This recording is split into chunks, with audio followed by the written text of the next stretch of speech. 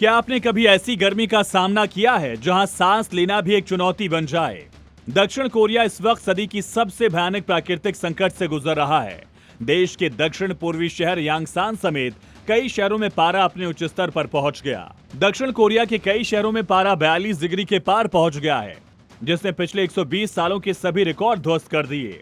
साल 1904 में जब से आधुनिक मौसम के आंकड़े दर्ज होना शुरू हुए, तब से लेकर आज तक ऐसा तापमान कभी नहीं देखा गया। हालात ये हो गए हैं कि इंसान अपने ही घरों में कैद होकर रह गए।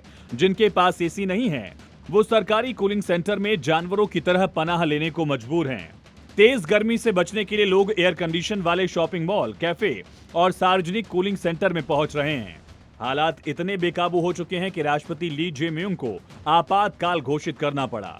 इस भीषण लू की चपेट में आकर अब तक 16 बेकसूर लोग अपनी जान गंवा चुके हैं। प्रशासन ने साफ कर दिया कि अगर हालात नहीं सुधरे तो आंकड़ा और भी डरावना हो सकता है।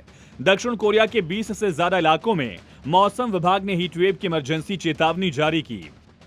तुरंत सभी बाहरी गतिविधियां बंद करें, बिना एयर कंडीशन वाले कमरों में रहने से बचें, ठंडी जगह या सरकारी कूलिंग सेंटर में जाएं, पर्याप्त पानी पीते रहें, आराम करें, सब काम छोड़ें और घर जाएं।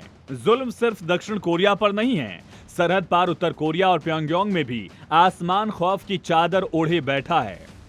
यहां तक कि रात के अंधेरे में भी पारा 25 डिग्री से नीचे नहीं गिर रहा, यानी रातें भी कोई राहत नहीं, बल्कि ऐसा दम घोटू जहर उगल रही हैं, जहां सांस लेना किसी सजा से कम नहीं है।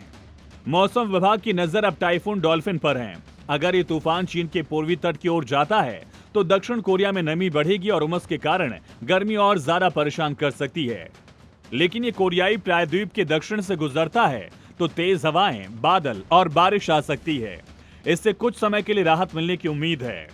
दक्षिण कोरिया के गोरयोंग काउंटी में 41.2 डिग्री सेल्सियस, दाएगू में 40.9 डिग्री सेल्सियस, ग्यांगयांग में 41 डिग्री सेल्सियस, ग्योंगजू में 40.3 डिग्री सेल्सियस, गिम्हे में 40.6 डिग्री और सियोल में 39 डिग्री सेल्सियस तापमान पहुंच गया है।